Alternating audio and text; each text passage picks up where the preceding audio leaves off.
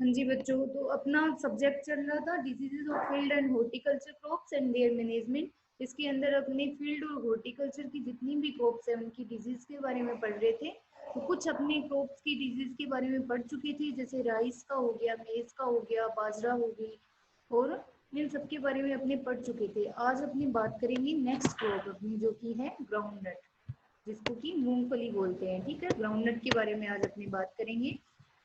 सभी ने देखा होगा ग्राउंडनट का प्लांट, तो अपने एरिया में बहुत ज्यादा लोग लगाते हैं इसको। तो सभी, आप ज्यादातर किसान फैमिली से ही बिलोंग करते हो, तो सबको पता है, सबके खेतों में लगाई जाती है मूंगफली। तो अब जब भी खेत में जाओगे तो इन जितनी भी डिजीज है इनको आइडेंटिफाई जरूर करना, जो आज अपनी बात करेंगे उनकी। ठीक है, ये है ग्राउंडनट। तो सबसे पहले मैं आपको बता देती हूँ बच्चों, आपके सिलेबस में ग्राउंडनट की 3 डिजीज लगी है। ठीक है, सबसे पहली है tikka disease, tikka disease. Second है collar rot, and third one है पीनट क्लम्प वायरल डिजीज। ठीक है, तो ये जो दोनों डिजीज है ये मेजर डिजीज आती है, मतलब कि ज्यादा लगती है ग्राउंडनट में, और जहाँ भी ग्राउंडनट लगाई जाती है उस एरिया में ज्यादातर ये दोनों डिजीज लगती है, तो इनको मेजर डिजीज में काउंट किया गया है। ठीक है, और जो माइनर डिजीज है वो है वायरल डिजीज, जो कि कम लगती है, इतनी ज्यादा नहीं लगती। बस इंडिया में इसको देखने को इंडिया में इसको देखा गया है, पीनट जिसको कि क्लम्प वायरस बोला जाता है। ठीक है, ये दोनों फंगस के थ्रू होती है। जो टिक्का डिजीज और कोलर रोट है इनको फंगस कोज करता है।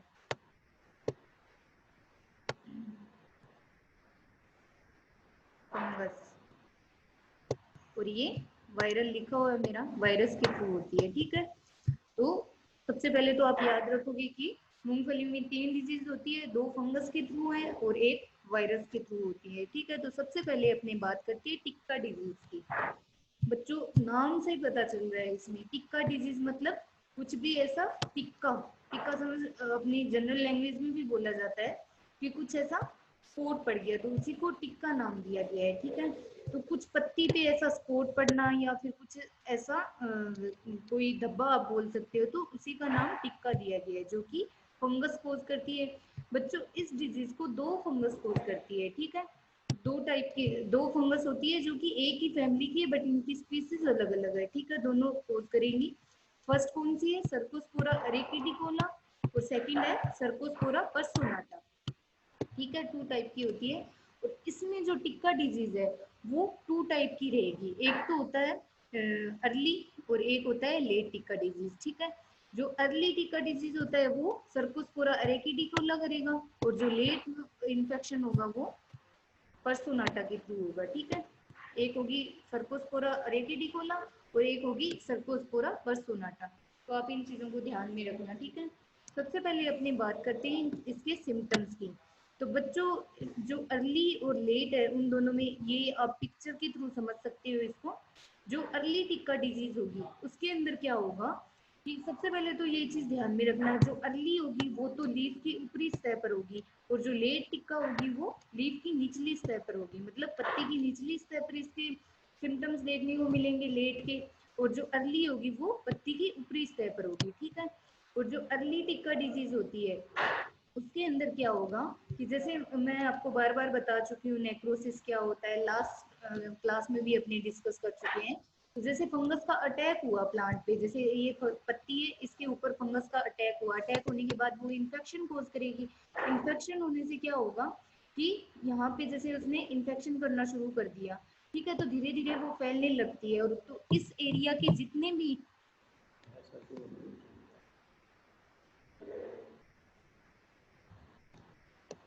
अब सर वो नेक्स्ट में ही हो पाएगा, अभी नहीं होगा, नहीं।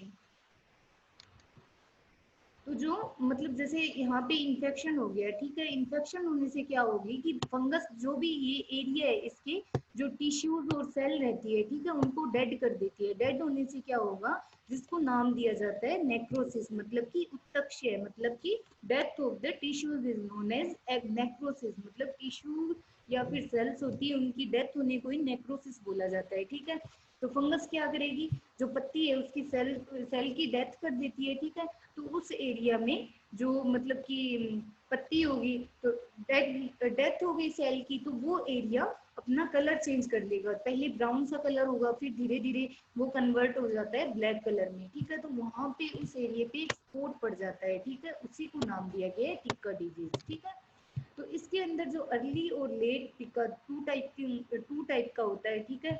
अर्ली को सर्कोस्पोरा एरेटिडिकोला कोज करेगा और लेट टिक्का होता है उसको सर्कोस्पोरा पर्सोनाटा कोज करेगा, ये चीज ध्यान में रखना। और जो अर्ली टिक्का डिजीज होगी वो मैं बता चुकी हूँ, पत्ती की ऊपरी सतह पर होगी, और लेट टिक्का होगी वो पत्ती की निचली सतह पर होगी, ठीक है। इन दोनों में आप डिफरेंस देख सकते हो।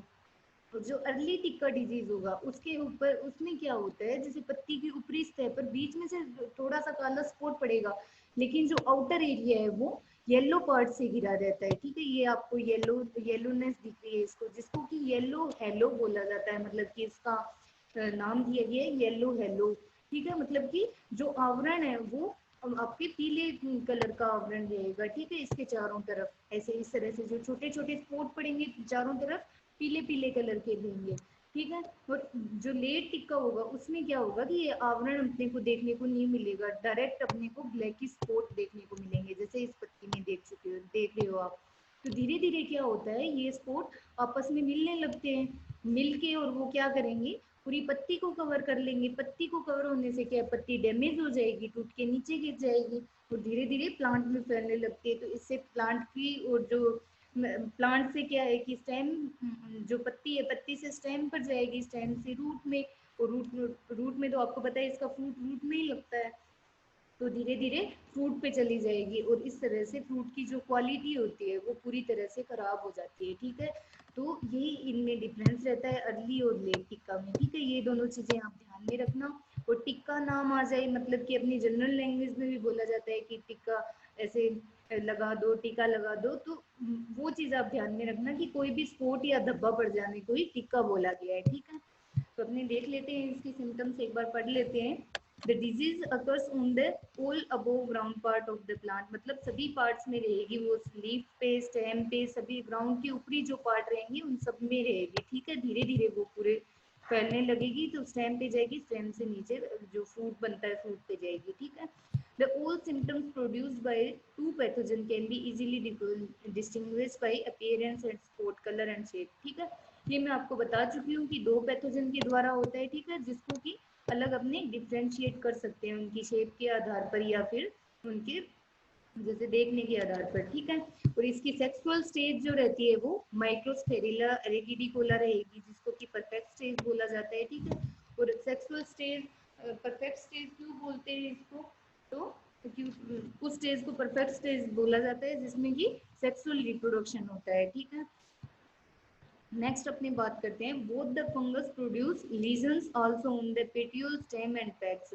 लीजन्स मतलब मैं आपको लास्ट क्लास में बता चुकी हूँ, मतलब कोई भी जैसे नेक्रोसिस हो गया, यहाँ पे मैंने बताया कि फंगस का अटैक हो गया, अटैक होने पे क्या होगा, नेक्रोसिस हुआ वहाँ पे, मतलब टिश्यू की डेथ होगी, जो उत्तक होते हैं वो मर जाते हैं, तो वहाँ पे धब्बा पड़ जाता है, तो उसी को लीजन बोला जाता है, ठीक है। फिर धीरे धीरे वो मतलब कि धब्बा पड़ना या फिर घाव पड़ना, या हिंदी में इसको विक्षत भी बोला जाता है, तो उसी का नाम आता है इधर लीजन्स, ठीक है।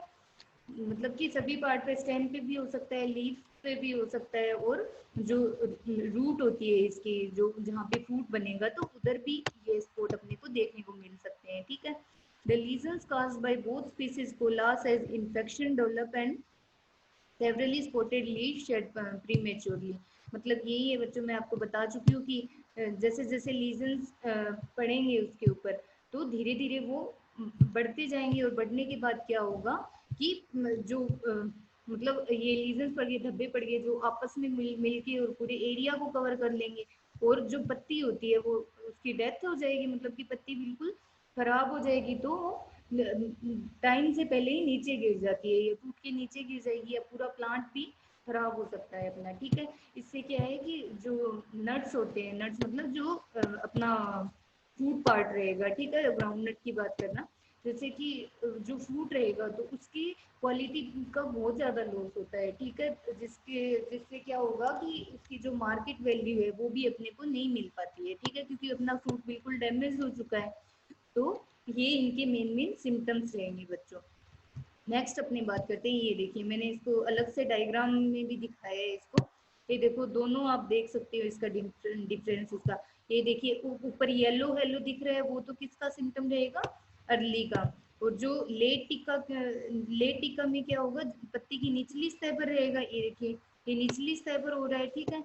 और ब्लैक कलर के डायरेक्ट स्पॉट रहेंगे इसमें, ठीक है। जो अर्ली होता है उसको कंट्रोल करना इजी होता है, बट जो लेट टिक्का हो जाती है तो उसमें पूरी तरह से जो सेल्स होती हैं या फिर टिश्यूज बोल दो उनकी डेथ हो जाती है, तो उसको कंट्रोल करना बहुत मुश्किल होता है। और धीरे धीरे स्टेम पे जाएगी, ठीक है, स्टेम से फिर रूट में चला जाता है, इस तरह से अपनी रूट की क्वालिटी भी पूरी तरह से डैमेज हो जाती है, ठीक है, जो कि लेट टिक्का का इधर लेट टिक्का का सिम्टम है, ठीक है। इधर अर्ली और लेट में आप आराम से डिफरेंस करके आप देख सकते हो। ये ऊपरी स्तर पर रहेगा, ये निचली पर रहेगा, इसमें येलो येलो प्रेजेंट रहेगा, मतलब कि पीले कलर का एक आवरण रहता है, जो कि आप इस इमेज में ध्यान से देख सकते हो। और जो लेट रहेगा उसमें डायरेक्ट डार्क कलर के स्पॉट रहेंगे, ठीक है। ये इसके मेन मेन सिम्टम्स है बच्चों। नेक्स्ट अपने बात करते हैं इसकी फेवरेबल कंडीशंस, मतलब कौन कौन सी ऐसी कंडीशन है जो कि डिजीज को फेवर करेंगी।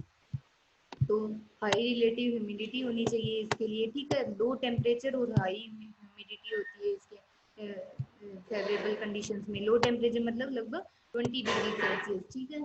और या फिर ड्यू उस टाइम में हो, मतलब कि थोड़ा थोड़ा, मतलब ऐसा ड्यू आते हैं जैसे मौसम में, उस टाइम में थोड़ा थोड़ा ऐसे वाटर सा प्रेजेंट रहता है पानी पत्ती के ऊपर, तो उस टाइम में ज़्यादा इन्फेक्शन होता है, ठीक है।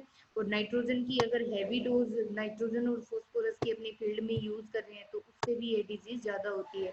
और ज़रूरी नहीं ये डिजीज़ बच्चों, नाइट्रोजन की ज़्यादा अगर डोज रहती है अपने फील्ड में, तो चाहे कोई भी डिजीज़ हो, जितनी भी डिजीज़ लगती है उन सबको नाइट्रोजन फेवर करता है, ठीक है।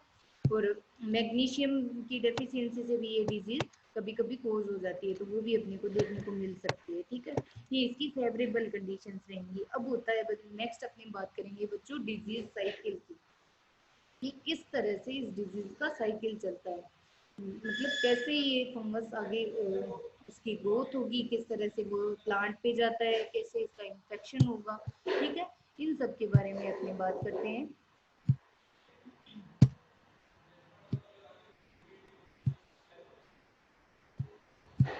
बच्चों आप टाइम पे नहीं आते हो ना, बहुत डिस्टरबेंस होता है क्लास में, टाइम पे आया करो सभी बच्चे। नेक्स्ट अपनी बात करते हैं डिजीज साइकिल, ठीक है।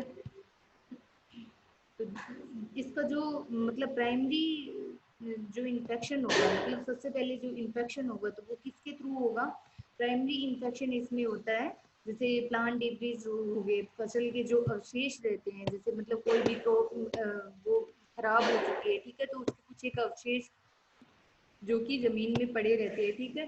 तो जो प्राइमरी इन्फेक्शन होगा वो उनके थ्रू होगा, ठीक है, उसके ऊपर क्यों, क्योंकि फंगस की जो कोनीडिया प्रेजेंट रहते हैं, ठीक है, तो वो जो कि एसेक्सुअल स्पोर है फंगस का, उसी को कोनीडिया बोला जाता है। तो जो फंगस का कोनीडिया है, ठीक है, या फिर फंगस का जो डोरमेंट माइसीलियम है जो कि डोरमेंसी में चला गया, और जैसे ही उसको फेवरेबल कंडीशन मिली तो वो एक्टिव हो गया और उसने वहाँ पे इन्फेक्शन करना शुरू कर दिया, ठीक है।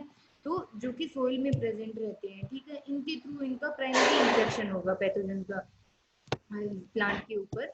और जो सेकेंडरी इन्फेक्शन होता है वो एस्कोस्पोर जो कि सेक्सुअल स्पोर है उसके थ्रू होगा प्लांट के ऊपर, ठीक है। तो इसमें डिजीज साइकिल में बच्चों आपको 3-4 चीजें बस ध्यान में रखनी होती है। फर्स्ट आप प्राइमरी इन्फेक्शन किसके थ्रू हो रहा है वो ध्यान में रखिए, वहां से आप स्टार्ट कर दीजिए डिजीज साइकिल बनाना।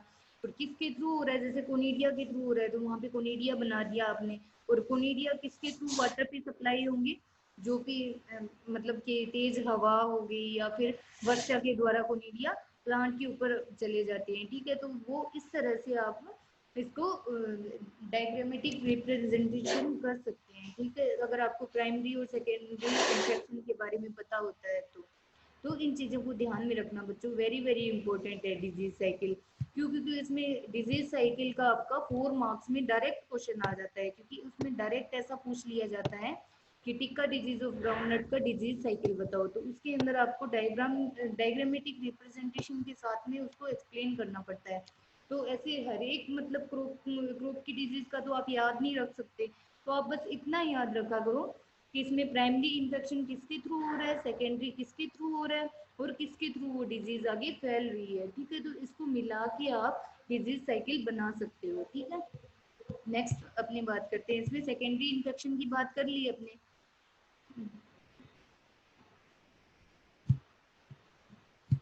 नेक्स्ट है secondary spread is by wind blown conidia, और जो सेकेंडरी इन्फेक्शन होगा तो वो कोनिडिया के द्वारा भी हो सकता है, जो कि एयर के थ्रू ट्रांसफर होंगे। ठीक है, या फिर रेन स्प्लैश, मतलब थोड़ी थोड़ी ऐसे बूंदाबांदी सी होती है, उसके थ्रू भी कोनिडिया फैल सकते हैं प्लांट के ऊपर। ठीक है, ये हो गया इसका डिजीज साइकिल। अपने यहाँ पे देख देख सकते हैं, ये देखिए, जैसे ये कोई भी, जैसे ये हेल्दी प्लांट था। ठीक है, तो जैसे ये कोनीडिया या फिर फसल के कुछ एक अवशेष जो कि जमीन में प्रेजेंट है, ये देखिए। ठीक है, तो वो धीरे धीरे जैसे उनको फेवरेबल कंडीशंस मिली तो वो एक्टिव हो जाते हैं, एक्टिव होके वो जर्मिनेशन करना शुरू कर देते हैं, और इस तरह से वो फैलते रहते हैं। वो जर्मिनेशन हो जाएगा उनका, जर्मिनेशन होने के बाद क्या होगा कि धीरे धीरे डिजीज फैलेगी। तो फर्स्टली क्या होगा कि अर्ली टिक्का डिजीज आएगी, फिर लेट टिक्का डिजीज आती है, तो इस तरह से पत्ती के ऊपर स्पॉट बनना शुरू हो जाते हैं। ठीक है, और इनसे क्या है कि ये स्पॉट बनेंगे, और किसकी वजह से बन रहे हैं ये बताया है कि एक तो मतलब डायरेक्ट कोनिडिया के थ्रू भी इन्फेक्शन हो सकता है, या फिर एस्कोस्पोर के द्वारा भी इन्फेक्शन हो सकता है। तो जो कि ये स्ट्रक्चर बन रही है, ये किसके थ्रू बन रही है, सुडोथीसिया ये बनाते हैं, तो जिसके अंदर एस्कोस्पोर प्रेजेंट रहते हैं। ठीक है, तो ये एस्कोस्पोर आगे जाएंगे और प्लांट के ऊपर डायरेक्ट इन्फेक्शन कर देते हैं। तो इस तरह से एक तो ये डिजीज साइकिल चलता है। दूसरी तरफ अपने ये देख लेते हैं कि कोनिडिया के थ्रू कैसे ट्रांसफर हो रहा है। तो ये देखिए, इधर ये जैसे कोनिडिया थे। ठीक है, इसके कोनिडिया है वो सेप्टेट रहेंगे, सेप्टेट और एसेप्टेट में आपको पता है इसका डिफरेंस। सेप्टेट में तो क्या होगा, उसमें सेप्टा प्रेजेंट रहती है, और एसेप्टेट में सेप्टा एब्सेंट रहती है। ठीक है, तो कोनिडिया के थ्रू इसके जो कोनिडिया है वो जैसे मतलब बारिश होने लग गई, या फिर जैसे थोड़ी बहुत हवा चलती है, तो उसके थ्रू डायरेक्ट प्लांट पे इसका इन्फेक्शन हो जाता है। तो इस तरह से पत्ती के ऊपर मतलब प्लांट के ऊपर ये डिजीज फैलती रहती है। ठीक है, ये इसका लाइफ साइकिल रहेगा, जो कि वेरी वेरी इंपॉर्टेंट है। अब बस ये ध्यान रखना, इसका प्राइमरी इन्फेक्शन किसके थ्रू होगा, सेकेंडरी किसके थ्रू होगा।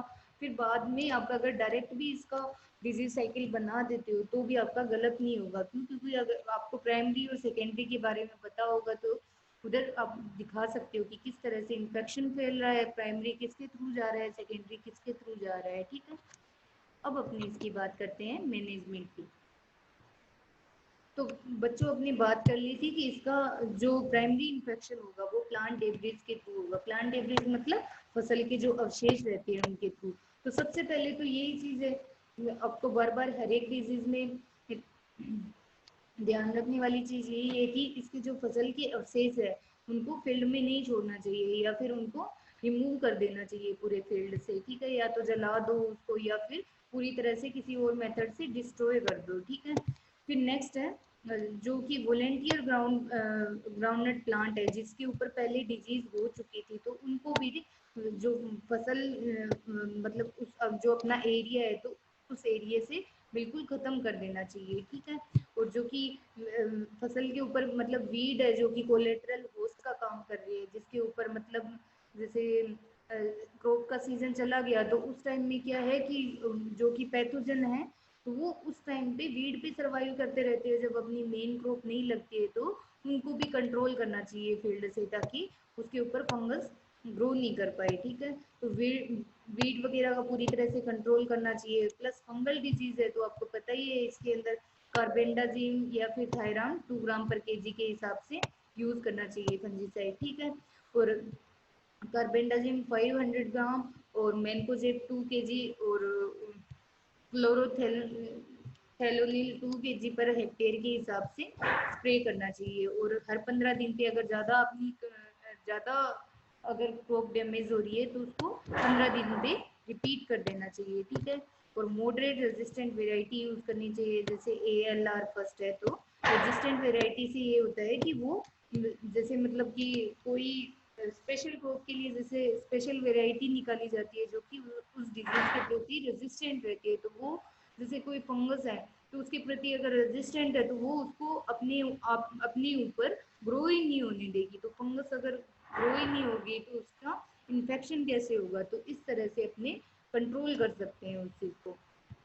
तो ये सब इसका मैनेजमेंट रहेगा। नेक्स्ट बात करते हैं दूसरी डिजीज की। एक मिनट।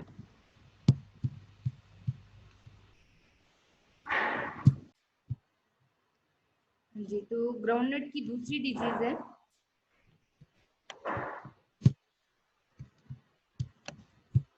जो कि मेजर डिजीज में आती है, ठीक है, जो कि बहुत ज्यादा मतलब कि हर जगह अपने को देखने को मिल सकती है, जो कि इसकी मूंगफली की मेजर प्रॉब्लम है, जिससे क्रॉप का जो जो मतलब लगभग 50 to 60% क्रॉप को लॉस कर देती है। तो उसका नाम है कोलर रूट। Collar root. बच्चों, आपने अगर लास्ट क्लास मेरी लगाई होती तो उधर आपको रूटिंग का मतलब पता होता क्या होता है। अगर रूटिंग का मतलब आपको पता है तो आप डायरेक्ट लिख सकते हो, आपका तो आपको ज़्यादा कुछ सोचने की ज़रूरत ही नहीं है उसमें। रोट रोट का मतलब क्या होता है बच्चों, एक तरह की सड़न होना। और वो किससे होती है, किस तरह से होती है, मेरी अगर आप लास्ट क्लास लगाओगे तो उसमें आपको ढंग से समझ में आ जाएगा, ठीक है। तो जो पोलर रोट मतलब क्या होता है बच्चों, पोलर रीजन। पोलर रीजन समझते हो सभी, मतलब किस रीजन की बात कर रहा है ये पोलर रीजन। मतलब जैसे ये रूट है प्लांट की, ठीक है, ये जैसे प्लांट की रूट है और इसके ऊपर ये जैसे ये स्टेम है प्लांट का, ये इस तरह से, ये कोई भी जैसे मान लो प्लांट है, ये इसकी लीफ होगी,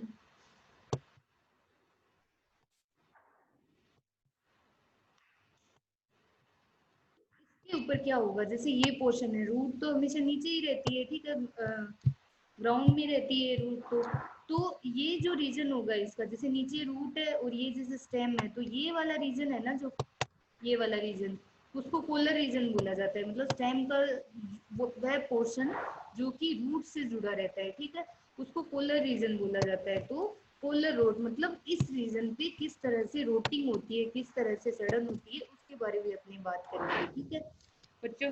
तो इसका कोजल ऑर्गेनिज्म क्या रहेगा, एस्परजिलस नाइगर। एस्परजिलस नाइगर, ठीक है, ये इसका कोजल ऑर्गेनिज्म रहेगा, जो कि आपके एग्जाम में बहुत ज्यादा बार पूछा जा चुका है। 1 मार्क्स का क्वेश्चन तो आप मान के चलो कि इसमें से बनता ही है कोजल ऑर्गेनिज्म के ऊपर, चाहे वो आपको फिल इन द ब्लैंक में पूछ सकते हैं, चाहे मतलब आपके कॉम्पिटिटिव एग्जाम में भी ये पूछा गया है कि इसका कोजल ऑर्गेनिज्म क्या रहता है। और ग्राउंड हमेशा आपके पेपर में एक पोर्शन तो ग्राउंडनट की ग्रोथ से आता ही आता है, उसमें मतलब आप आपसे डायरेक्ट 2 मार्क्स की डेफिनेशन पूछ सकते हैं, या फिर 4 मार्क्स का डिजीज साइकिल के ऊपर उसका क्वेश्चन पुटअप हो सकता है, या फिर इसके डायरेक्ट सिम्टम पूछ लिए जाते हैं ग्राउंडनट की ग्रोथ में, जैसे अलग अलग डिजीज है तो उनके डायरेक्ट सिम्टम पूछ लिए जाएंगे, या फिर 1 मार्क्स में तो इसके डायरेक्ट कोजल ऑर्गेनिज्म पूछा जाता है, ठीक है। तो आप वेरी वेरी इंपॉर्टेंट है बच्चों, इसको ध्यान में रखना, क्योंकि दोनों ही इसमें लगभग 3 डिजीज है, जिसमें से वायरल डिजीज में ज़्यादा कुछ है भी नहीं। जो 2 मेन डिजीज है तो वो दोनों ही मेजर डिजीज है, तो उसके ऊपर क्वेश्चन जरूर पुटअप होता है, तो आप इन सब का ध्यान रखना बच्चों। इसका कोजल ऑर्गेनिज्म क्या रहता है, एस्परजिलस नाइगर इसका कोजल ऑर्गेनिज्म रहेगा, ठीक है। और जो इसके सिम्टम्स रहेंगे बच्चों, सिम्टम्स में क्या होगा कि ये 3 टाइप के अपने को सिम्टम इसके ऊपर देखने को मिलते हैं, ठीक है। तो जो कि 3 फेजेस में आते हैं, 3 मतलब कि फसल की जैसे 3 अलग अलग फेज होती है, तो उन तीनों में अपने को अलग अलग सिम्टम्स देखने को मिलेंगे। जैसे प्री इमरजेंस रोट हो गया, सेकंड है पोस्ट इमरजेंस रोट, और थर्ड है क्राउन रोट, ठीक है। तो तीनों अलग अलग रहेंगे, तीनों की अलग अलग चीजें हैं तीनों में। तो आप जैसे कोई भी डिजीज आती है बच्चों, तो अगर आप उस डिजीज के मेन मेन सिम्टम्स जैसे याद करके चलोगे ना, मेन मेन उसमें क्या हो रहा है, जैसे जैसे मतलब कि मैंने ग्लास डिजीज करवाई थी आपको राइस की, तो उसमें अलग अलग हो रहा था, नेक ग्लास, कोलर ग्लास, तो उन ऐसे मतलब कि आप हर एक डिजीज का एक पर्टिकुलर चीजें याद करके चलोगे तो आपको एग्जामिनेशन में प्रॉब्लम नहीं होगी बच्चों। और अगर आप क्लास नहीं लगाओगे और आपको उसका मतलब जनरल जो मेन जो पॉइंट रहता है, अगर आपको वो ही नहीं पता होगा तो आप इसके बारे में कुछ भी नहीं लिख पाओगे। तो हर एक चीज को जितनी भी जैसे डिजीज लग रही है आपके इसमें, तो उसमें मेन पोर्शन उठा के चलो, और उसके अगर आपको मेन पोर्शन इसका पता होगा तो आप उसका डिजीज साइकिल भी लिख सकते हो, प्लस उसका मैनेजमेंट भी लिख सकते हो। तो मेन इसमें क्या रहेगा, जैसे कोजल ऑर्गेनिज्म हो गया, ठीक है, कोजल ऑर्गेनिज्म आपको पता चल रहा है कि फंगस के थ्रू हो गया, ठीक है, जैसे मतलब कोई भी डिजीज है वो फंगस के थ्रू हो रही है, ठीक है। तो फंगस के जैसे मेन सिम्टम्स क्या रहेंगे वो आपको पता रहना चाहिए, कि जैसे रोटिंग हो रही है तो रोटिंग मतलब हो गया कि सड़न हो रही है, ठीक है। तो आप सिम्टम इसके बना के भी लिख सकते हो, तुक्के लगा के भी आप इसके लिख सकते हो, ठीक है। अगर आपको आपने सिम्टम्स लिख दिए तो आप इसका डिजीज साइकिल भी बना सकते हो, कि किस तरह से वो सड़न होगी, किस तरह से फंगस फैल रही है, वो भी आप लिख सकते हो। प्लस उसका आप मैनेजमेंट तो बहुत इजीली लिख सकते हो, आपको पता है कि वो डिजीज फंगस से कोज हो रही है तो अपने को क्या क्या करना चाहिए, फंजीसाइड कौन कौन सी यूज करनी चाहिए। तो इस तरह से एक डिजीज को आप अगर आपको थोड़ा बहुत भी उसके बारे में पता होगा तो आप पूरा 15 मार्क्स का क्वेश्चन भी अटेम्प्ट कर सकते हो बच्चों। तो इसमें जो मेन जो पोर्शन है तो उसके बारे में आपको पता रहना चाहिए। फर्स्ट उसका कोजल ऑर्गेनिज्म हो गया, प्लस उसका सिम्टम्स हो गया। तो इनके बारे में अगर आपको नहीं पता है तो आप इसके बारे में कुछ भी नहीं लिख पाओगे। तो अपने सिम्टम्स की बात करते हैं बच्चों। तो इसमें 3 फेजेस में इसके सिम्टम्स लगेंगे। फर्स्ट तो होता है प्री इमरजेंस रोड, सेकंड होगा पोस्ट इमरजेंस, और थर्ड होगा कोलर रोड। प्री इमरजेंस रोटिंग में क्या होगा बच्चों, जैसे मतलब ये सीड है अपना मूंगफली का, ठीक है। तो वो लगने से पहले, सीड उगने से पहले ही क्या होगा, वो सीड को डैमेज कर देती है पूरी तरह, सीड के ऊपर मतलब इन्फेक्शन होगा, और धीरे धीरे सीड के इंटरनल पार्ट में रोटिंग हो जाएगी, मतलब पूरी तरह से सीड सड़ जाता है। तो उसमें ब्लैक कलर का पाउडर, ब्लैक कलर की स्पोर फंगस की भर जाती है, सीड को ब्लैक स्पोर कन्वर्ट कर देते हैं, ठीक है। और उसके इंटरनल टिश्यूज होंगे वो सॉफ्ट हो जाएंगे, या फिर वो पूरी तरह से खराब हो जाते हैं, ब्लैक कलर के पाउडर में कन्वर्ट हो जाएंगे। तो उसी के लिए आया है बच्चों प्री इमरजेंस रोग, जैसे आप यहाँ पे देखने को देख सकते हो इसको, कि किस तरह से ब्लैक कलर के स्पॉट पूरे जो इसका सीड है उसमें फैल रहा है, ठीक है। तो ये हो गया प्री इमरजेंस रोड। और पोस्ट इमरजेंस रोड में क्या होगा, जैसे मतलब इसका जो कोल्यूक्टाइल रहता है, जैसे मतलब जहाँ पे उसको शायद हिंदी में प्रांकुर चोल ऐसा कुछ बोलते हैं, पता नहीं, बीज पत्तर बोलते हैं, मेरे को ध्यान नहीं आ रहा है इसका हिंदी वर्डिंग। जो इसकी कोल्यूक्टाइल रहती है, ठीक है, सीड से जो निकलता है, तो उसको उसके ऊपर डैमेज हो जाएगा, मतलब कि इसकी जो सीडलिंग लगेगी, सीडलिंग निकलेगी, जैसे सीड हो गया, सीड से प्लांट ऐसे पौधा निकल रहा है जो बिल्कुल अर्ली स्टेज में, ठीक है, ये पौधा इसका निकल रहा है यहाँ से ऐसे। तो उस टाइम में क्या होगा कि ये पौधे पे लग जाए, इसकी सीडलिंग पे लग जाएगा, और धीरे धीरे पूरी सीडलिंग को खराब कर देता है, ठीक है। उसको बोला जाता है पोस्ट इमरजेंस रोड, मतलब कि इस रीजन में, जैसे मतलब कि यहाँ से निकल रही है सीडलिंग इसकी, तो इस रीजन में ये लग गया और पूरे मतलब कि उस रीजन को पूरा गला दिया, और जिससे सीडलिंग निकल ही नहीं पाती है, तो अपना पौधा कैसे बनेगा, तो वो हो गया पोस्ट इमरजेंस रोड, ठीक है। थर्ड आता है crown root. Crown root later stage में क्या होगा बच्चों, फर्स्ट तो देखो ये सीड को बनने, जैसे सीड है तो सीड पे लग रहा था, सीड की क्वालिटी बिल्कुल खराब कर दी, इसलिए सीड वो जर्मिनेट ही नहीं कर पाएगा, तो उसको प्री बोल दिया। पोस्ट में क्या होगा, जैसे सीड का जर्मिनेशन हो गया, ठीक है, तो उसकी कोल्यूक्टाइल पे लगेगा, उसके ऊपर उसको पूरी तरह से डैमेज कर देगा, तो अपना पौधा ही नहीं बनेगा, ठीक है, वो पोस्ट इमरजेंस में आ गया। नेक्स्ट इसमें क्या होगा क्राउन रोट में, जैसे अपना पौधा बना हुआ है, जैसे कोई भी हेल्दी प्लांट है, ठीक है, बड़ा पौधा है जैसे, तो ये इसकी रूट होगी, ठीक है। ये इसकी मैं यहाँ पे थोड़ा सा ड्रॉ करके आपको बता देती हूँ। ये जैसे इसकी रूट होगी, ये इसका स्टेम है, ठीक है, यहाँ से जैसे पत्तियां निकल रही है, इसकी ब्रांचेस निकल रही है। तो इसमें क्या होगा कि ये इस रीजन पे, ये वाला जो मेन रीजन है, इस रीजन पे इसके ऊपर क्या होगा, फंगस का अटैक होगा, और धीरे धीरे वो इस रीजन को पूरी तरह से गला देती है, पूरी तरह से ये रीजन सड़ जाएगा। तो जो बेस होगा, बेस तो इसका यही रहता है जिसके थ्रू ये मतलब जो स्टेम और जो जिसके थ्रू वो स्टेम है वो इससे जुड़ा हुआ है, ठीक है।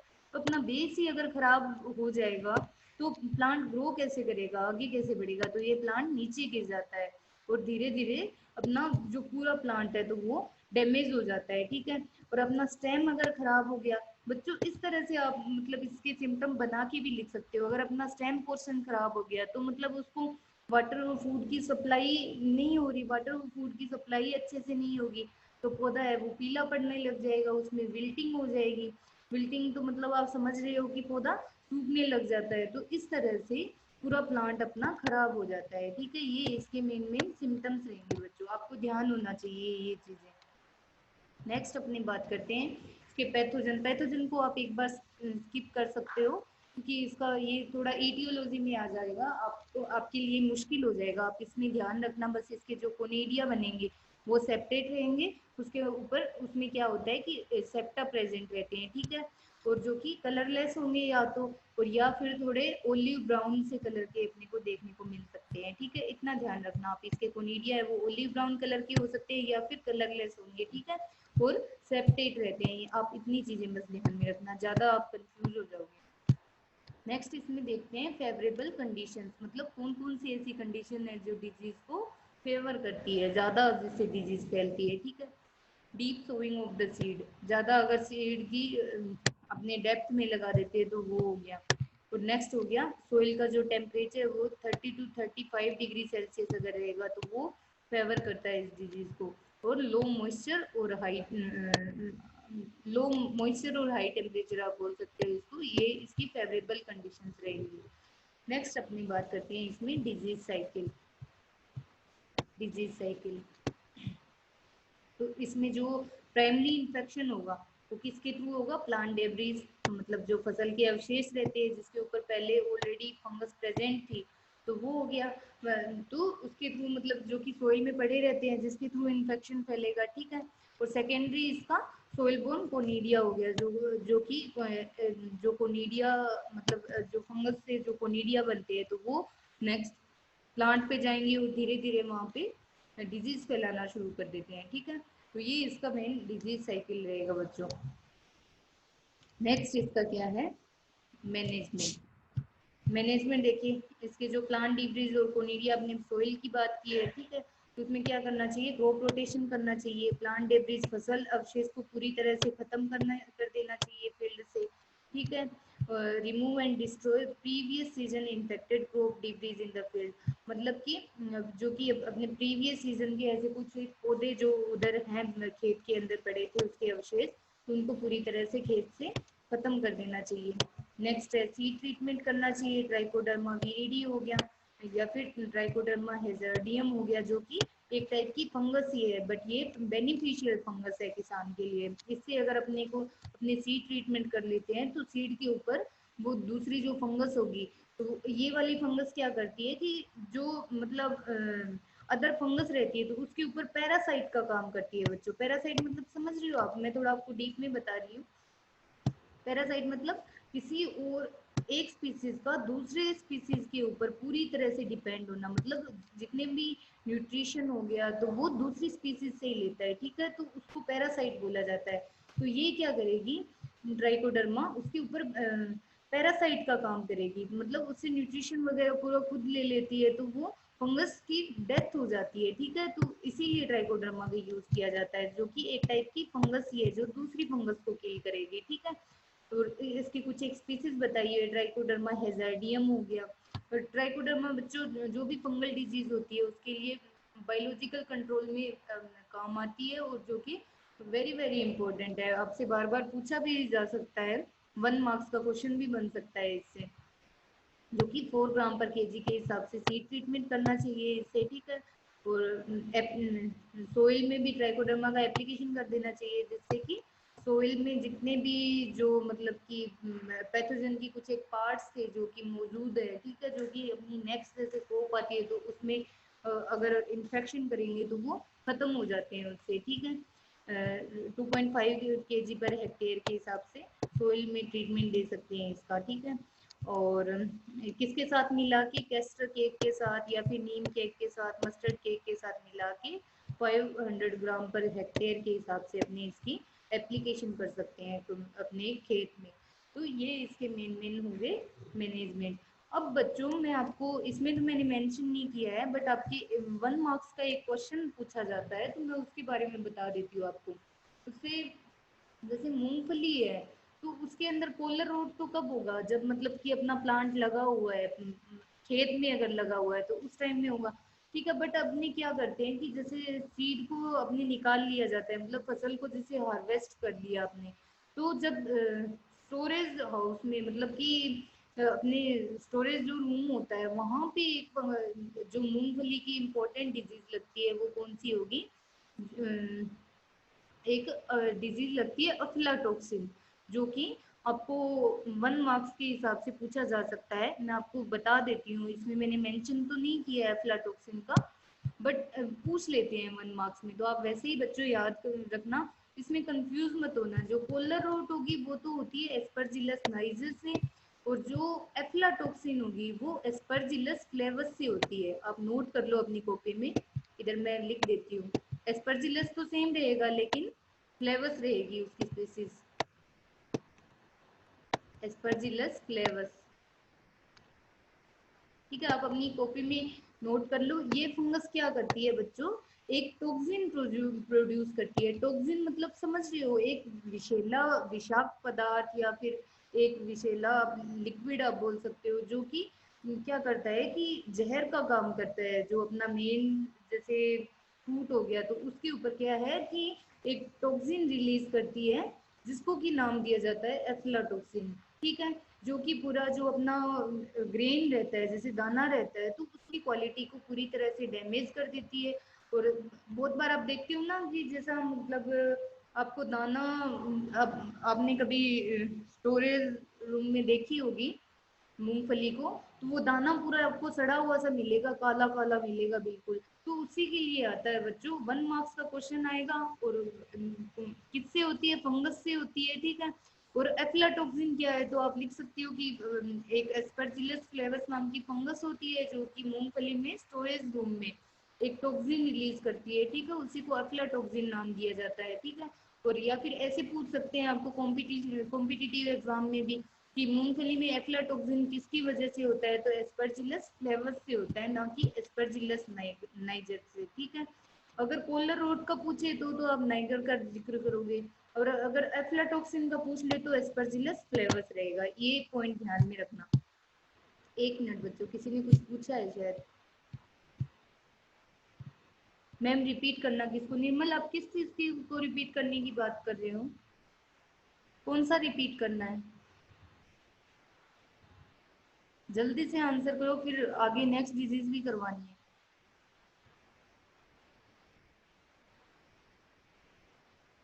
मैनेजमेंट को रिपीट करना है, हम लोग मैनेजमेंट को रिपीट कर देते हैं एक बार।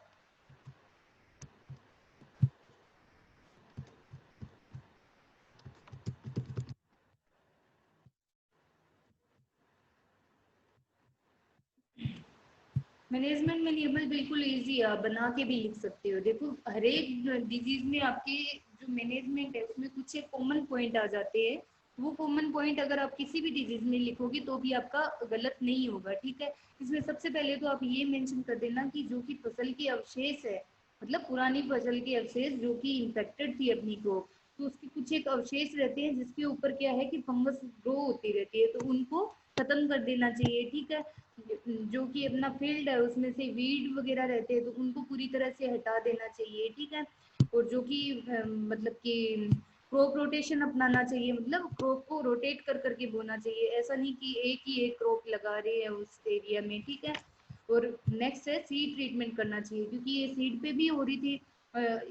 इस फंगस का डैमेज सीड सीड पे भी हो रहा था, फसली सीड पे ही लगती है। ठीक है, तो सीड ट्रीटमेंट करना चाहिए जिससे फंगस का अटैक सीड पे नहीं हो पाएगा। ठीक है, किसके थ्रू करना चाहिए? ट्राइकोडर्मा वीरिडी या फिर ट्राइकोडर्मा हेजर्डियम के थ्रू। ठीक है, और 4 ग्राम पर केजी के हिसाब से आप इसको यूज कर सकते हो। ठीक है, और नेक्स्ट हो गया ये कुछ एक फंजीसाइड के नाम ये जैसे ट्राइकोडर्मा हो गया, तो इसको आप किसके साथ मिला के यूज कर सकते हो? जैसे कैस्टर केक हो गया, नीम केक हो गया, जो कि मार्केट में अवेलेबल रहता है, तो इनके साथ मिला के आप फील्ड में यूज कर सकते हो। बिल्कुल इजी है मैनेजमेंट, इसमें कुछ नहीं है इतना, बस आपको कुछ एक पॉइंट्स ध्यान में होने चाहिए। ठीक है, नेक्स्ट अपने बात करते हैं पीनट प्लम डिजीज। ठीक है बच्चों, तो ये मतलब कि मूंगफली की माइनर डिजीज है। 1 मिनट,